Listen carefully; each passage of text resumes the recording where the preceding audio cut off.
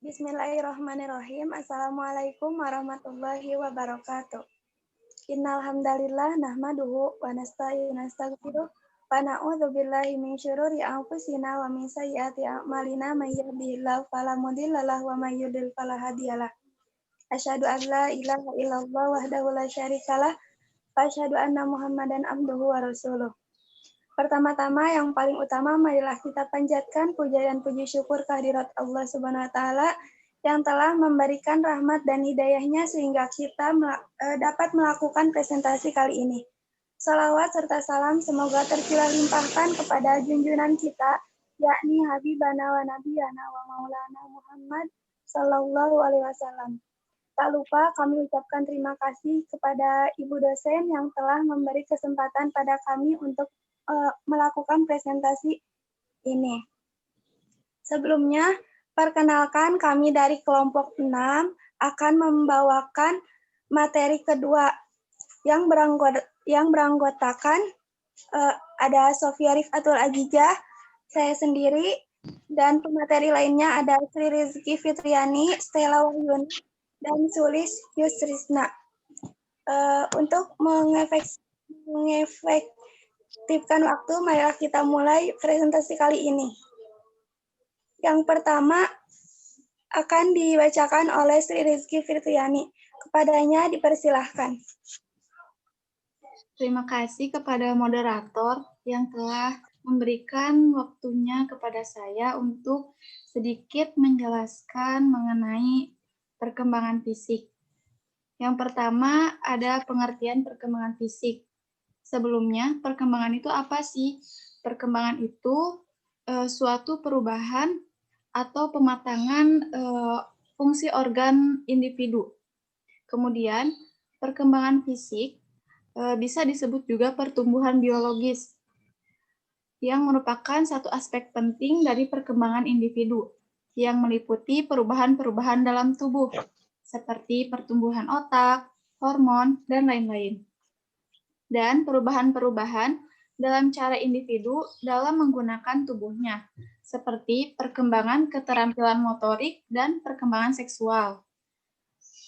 Kemudian disertai perubahan dalam kemampuan fisik, seperti penurunan fungsi jantung, penglihatan, dan sebagainya.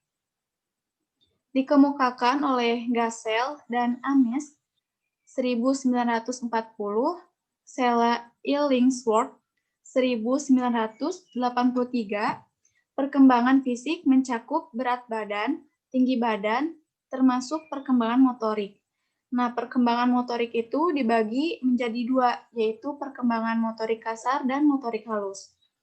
Kemudian, secara garis besarnya, pertumbuhan dan perkembangan fisik peserta didik dibagi atas 3 tahap, yaitu tahap setelah lahir hingga usia 3 tahun, tahap anak-anak hingga masa prapubertas 3-10 tahun, tahap pubertas 10-14 tahun, dan tahap remaja usia 14 tahun ke atas. Selanjutnya, yang kedua, aspek-aspek perkembangan fisik. Yang pertama ada sistem syaraf. Sistem syaraf ini mempengaruhi perkembangan kecerdasan dan emosi. Yang kedua, ada otot-otot yang mempengaruhi perkembangan kekuatan dan kemampuan motorik. Kemudian ada kelenjar endoktrin yang mempengaruhi munculnya pola tingkah laku baru. Dan yang terakhir ada struktur fisik atau tubuh yang mempengaruhi tinggi, berat, dan proporsi. Kemudian karakteristik perkembangan fisik. Yang pertama ada keadaan berat dan tinggi badan pada anak usia sekolah. Sampai dengan usia sekitar 6 tahun, terlihat bahwa badan anak bagian atas berkembang lebih lambat daripada bagian bawah. Anggota-anggota badan relatif masih pendek, kepala dan perut besar. Jadi pada masa ini, peningkatan berat badan lebih tinggi daripada panjang tubuh, lebih daripada tinggi badannya gitu.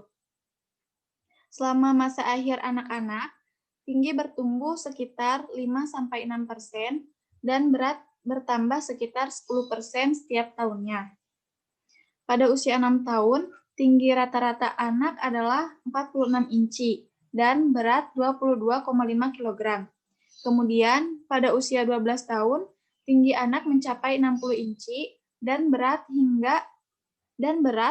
hingga 42,5 kg. Kemudian, masa pubertas 10-14 tahun. Masa pubertas yakni masa awal terjadinya pematangan seksual. Pematangan seksual itu ada pematangan seksual primer dan seksual sekunder. Dalam rangkaian proses perkembangan seseorang, masa puber tidak mempunyai tempat yang jelas.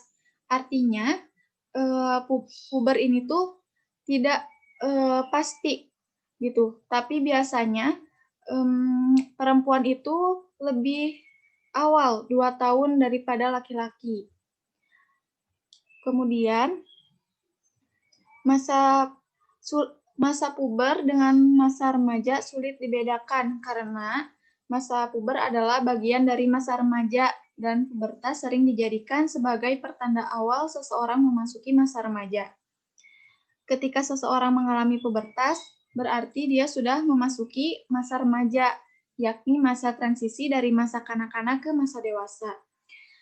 Kemudian pada masa ini juga terjadi perubahan-perubahan di dalam individu, baik itu perubahan fisik, kognitif, dan psikososial individu, seperti itu.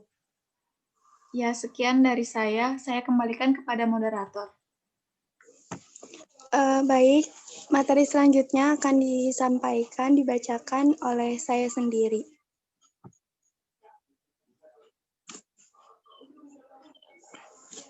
Perubahan fisik. Pada masa pubertas terjadi perubahan fisik secara dinamis atau apa yang disebut dengan growth spurt, percepatan pertumbuhan, di mana terjadi perubahan dan percepatan pertumbuhan di seluruh bagian dan dimensi fisik. Itu menurut Ziegler and Stevenson, 1993. Baik bertambah berat dan tinggi badan, perubahan dalam proporsi dan bentuk tubuh, maupun pencapaian kematangan seksual. Oleh Papalia All dan Fatman 2008.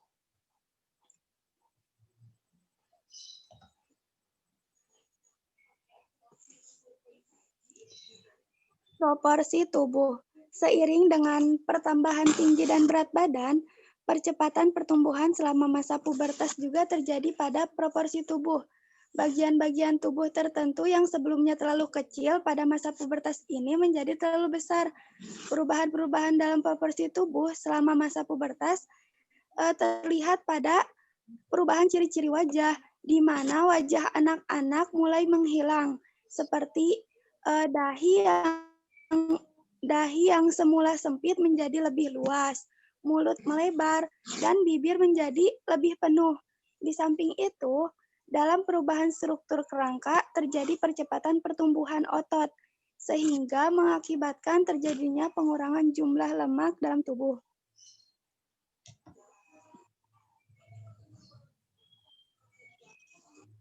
Kematangan seksual. Kematangan seksual merupakan suatu rangkaian dari perubahan-perubahan fisik yang terjadi pada masa pubertas, yang ditandai dengan perubahan pada ciri-ciri seks primer dan ciri-ciri seks sekunder. Ciri-ciri seks primer menunjuk pada organ tubuh yang secara langsung berhubungan dengan proses reproduksi. Misalnya, pada laki-laki terjadi perubahan ukuran alat kelamin, sedangkan perubahan pada perempuan terjadi pada menstruasi.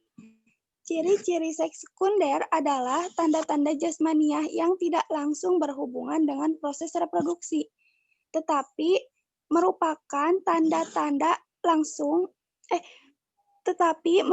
tanda-tanda yang membedakan antara laki-laki dan perempuan. Misalnya, pada laki-laki perubahannya tumbuh kumis, janggut, jakun, dada, dan bahu melebar. Suara menjadi berat, tumbuh bulu di ketiak, tangan dan kaki, serta tumbuh bulu di sekitar kemaluan. Sedangkan pada perempuan terlihat payudara dan pinggul membesar, suaranya menjadi halus, dan tumbuh bulu di ketiak atau di sekitar kemaluan. Sekian dari saya. Yang selanjutnya, materi selanjutnya akan disampaikan oleh Sulis.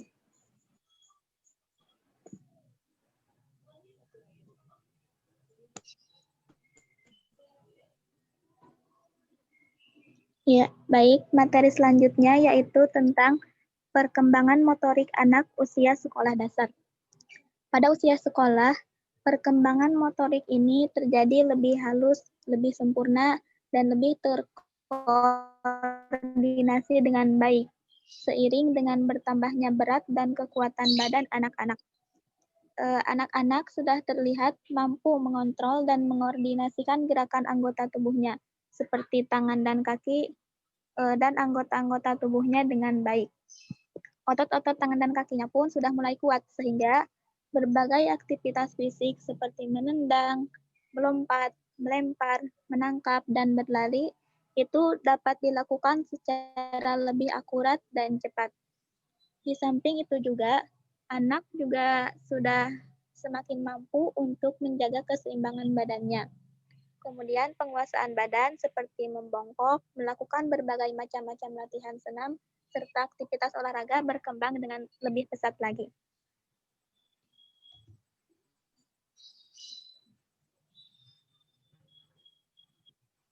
Slide selanjutnya, Sri.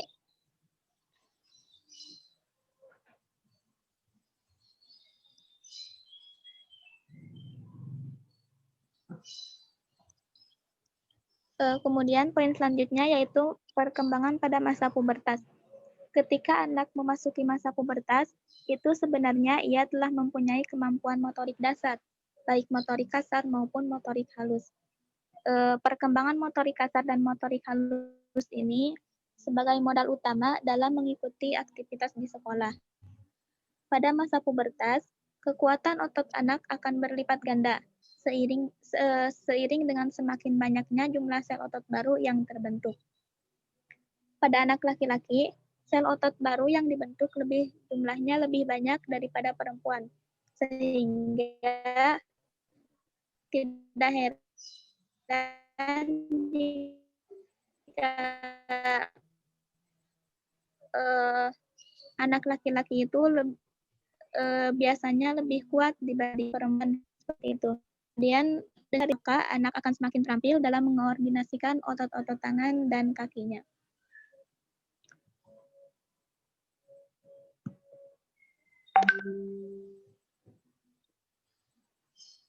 Slide selanjutnya, Sri. Ya udah.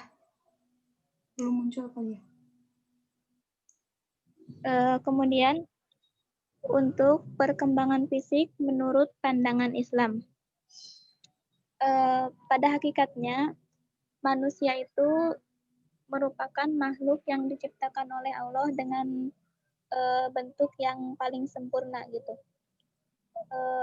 Selain itu juga manusia itu diberi keistimewaan berupa akal untuk berpikir. Nah, proses pertumbuhan manusia merupakan kebesaran Allah yang tidak ada duanya, mulai dari proses pembentukan hingga proses melahirkan, dan dari proses perkembangan pertumbuhan hingga proses kematian. Semua proses tersebut itu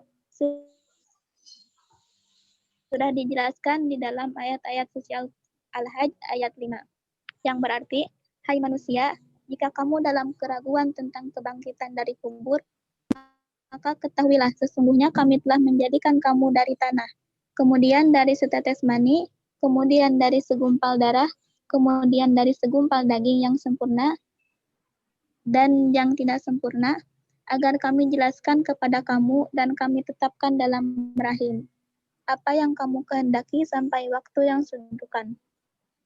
Kemudian kami keluarkan kamu sebagai bayi. Kemudian dengan berangsur-angsur kami sampailah kepada kedewasaan, dan di antara kamu ada yang diwafatkan dan ada pula di antara kamu yang dipanjangkan umurnya sampai pikun, supaya dia tidak mengetahui lagi sesuatu pun yang dahulunya telah diketahui. Dan kamu lihat bumi ini kering, kemudian apabila telah kami turunkan air di atasnya, hiduplah bumi itu dan suburlah, dan menumbuhkan berbagai macam tumbuhan yang indah. Nah, dari ayat ini dapat disimpulkan bahwa manusia itu diciptakan melalui beberapa tahapan-tahapan. Di antaranya tahapan yang pertama itu manusia diciptakan dari saripati tanah. Saripati tanah ini adalah zat-zat yang dimakan oleh manusia, dikonsumsi oleh manusia gitu, yang bersumber dari tanah. Kemudian diproses hingga menjadi darah dan jadilah nanti menjadi sperma yang kemudian akan menjadi janin. Kemudian tahap yang kedua itu ada tahap segumpal darah, di mana pada tahap ini mulai terbentuk gumpalan-gumpalan darah. Kemudian tahap ketiga ada segumpal daging. Kemudian tahap selanjutnya ada fase pembentukan tulang, dan pada tahap akhir ini ada juga tahap fase insya atau pembentukan manusia, di mana pertumbuhan di fase ini terjadi semakin organ-organnya mulai lengkap dan janin sudah siap untuk menerima kehidupan di luar rahim. Ya, mungkin sekian yang dapat saya sampaikan. Untuk materi selanjutnya akan dijelaskan oleh Stella.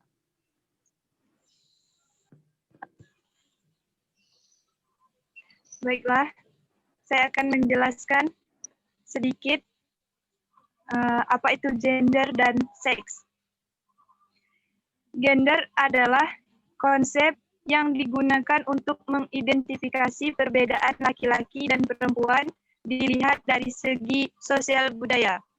Kemudian, ada beberapa para feminin atau pengamat perempuan yang berpendapat bahwa seperti menurut Siti Ruhaina Zuhayatin, gender adalah behavior difference atau perbedaan perilaku antara laki-laki dan perempuan, yaitu maksudnya perbedaan yang bukan kodrat atau ciptaan Tuhan, melainkan diciptakan oleh laki-laki atau perempuan itu sendiri melalui proses sosial budaya. Jadi maksudnya adalah hak bagi seorang laki-laki atau perempuan memilih perilaku mereka masing-masing.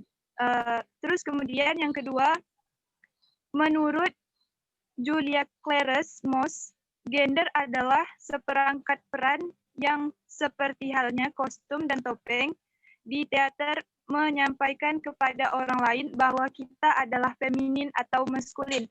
Nah, kalau menurut Julia Clares Moss ini, itu kalau perempuan, perempuan aja gitu. Kalau laki-laki, laki-laki lah aja gitu kan.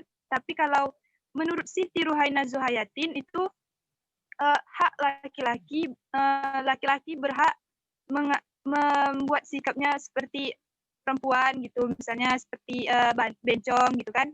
Terus kalau yang perempuannya itu tomboy gitu, hak untuk mereka memilih sikap mereka masing-masing seperti itu. Terus kemudian yang kedua adalah seks. Seks secara umum digunakan untuk mengidentifikasi perbedaan perempuan dan laki-laki dari segi anatomi biologi. Nah, seks beda dengan gender. Memang sama-sama jenis kelamin, tetapi kalau seks ini mengacu pada jenis kelamin yang sudah dari kodratnya gitu. Kalau laki-laki jenis kelaminnya laki-laki, kalau perempuan jenis kelaminnya perempuan gitu. Jadi walaupun dia memilih gender atau kehidupan sebagai bencong atau tomboy, dia tetap di dalam seks itu tetap laki-laki, tetap perempuan seperti itu. Nah, kemudian berbicara tentang seks, tidak asing bagi kita kalau kita mendengar dengan yang namanya seksual atau atau orientasi seks. Nah, itu seksual itu dikaitkan dengan seks dan gender. Seksual mengacu pada ketertarikan, baik secara emosional maupun seksual. Seksual umumnya itu ada empat kategori, yaitu heteroseksual, gitu, lawan jenis, gitu. Maksudnya adalah suka sama lawan jenis, kan? Kemudian yang kedua adalah homoseksual, suka sesama jenis. Ketiga adalah biseksual, suka sama lawan jenis dan juga suka sama sesama jenis, gitu. Terus yang keempat adalah aseksual, tidak tertarik terhadap lawan jenis sama sekali, gitu. Jadi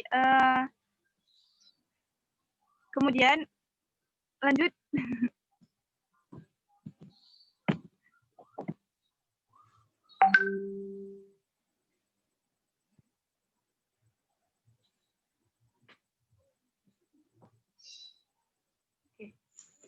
Konsep kesetaraan gender.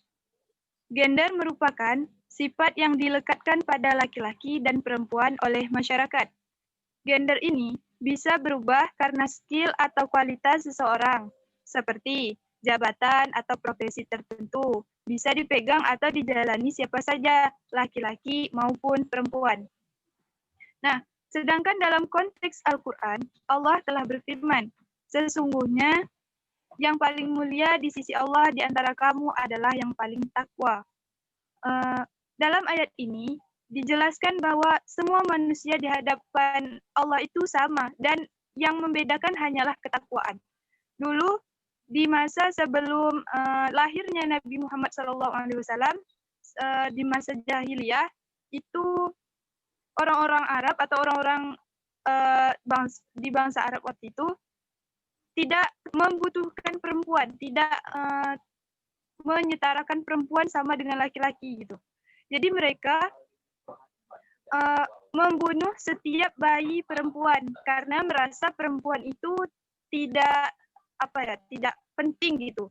Ya, perempuan itu hanya tukang pelayan, gitu, hanya di kasur, di sumur, kemudian di dapur, gitu kan.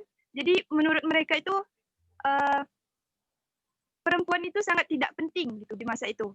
Nah, kemudian setelah lahirnya Nabi Muhammad SAW dan turunnya ayat Al-Quran tentang sesungguhnya yang paling mulia di sisi Allah di antara kamu adalah yang paling takwa, barulah perempuan di masa itu kudratnya atau kudratnya sama seperti laki-laki, gitu. Tak ada yang beda, gitu. Sama seperti di Indonesia.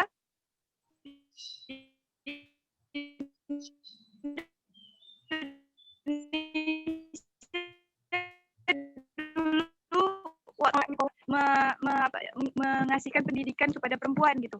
Tapi setelah pahlawan kita yaitu R.A. Kartini, dia yang membuat perempuan di Indonesia itu bisa sekolah, bisa belajar, bisa berpendidikan, bahkan bisa menjadi seorang pemimpin. Seperti itu. Jadi di dalam ayat ini bahwasanya Allah itu tidak melihat siapa kita, tetapi Allah itu melihat ketakwaan kita, seperti itu. Oke. Lanjut itu, Sri.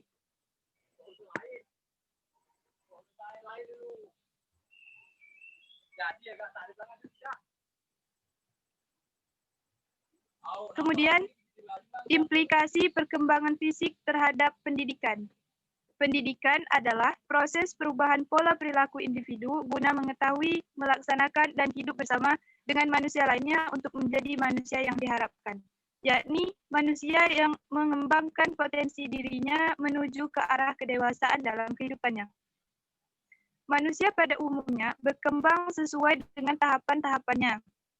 Perkembangan tersebut dimulai sejak masa konsepsi hingga akhir hayat.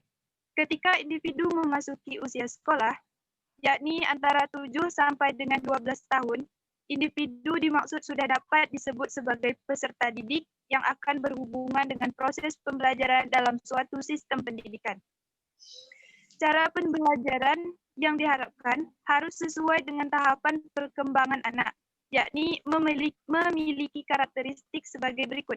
Yang pertama, programnya disusun secara fleksibel dan tidak kaku serta memperhatikan perbedaan individual anak. Nah, ini penting sekali nih untuk kita nih sebagai yang nantinya akan menjadi seorang guru. Jadi nanti tuh kalau kita mendidik anak peserta didik kita tuh harus bisa memperhatikan perbedaan individual anak. Oh, anak ini cara belajarnya seperti ini. Jangan hanya kaku gitu. Jangan hanya menjelaskan panjang lebar itu ngerti gitu kan. Jadi kita harus tahu bagaimana anak tuh bisa menangkap apa yang kita jelaskan, apa yang kita ajarkan gitu, apa yang kita didik kepada anak gitu.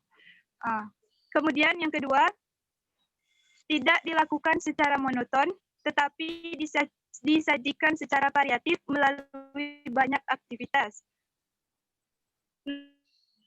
Nah, ini seperti para guru gitu kan, buatlah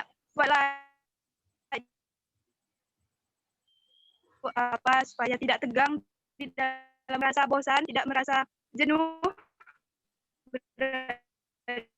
ya secara variatif, entah itu dengan kuis, dengan permainan, atau dengan supaya tidak terlihat tegang gitu bagi anak-anak gitu kan, tidak takut gitu terhadap kita. Nah, terus yang ketiga, melibatkan penggunaan berbagai media dan sumber belajar sehingga memungkinkan anak terlihat secara penuh dengan menggunakan berbagai proses perkembangannya. Baiklah, sekian dari saya penjelasan saya kembalikan kepada moderator. Ya, terima kasih kepada teman-teman saya yang telah menyampaikan materinya. Sekian dari kelompok kami. Mohon maaf banyak kekurangan. Syukran. Wallahul muwaffiq ila aqwamit thoriq. Wassalamualaikum warahmatullahi wabarakatuh.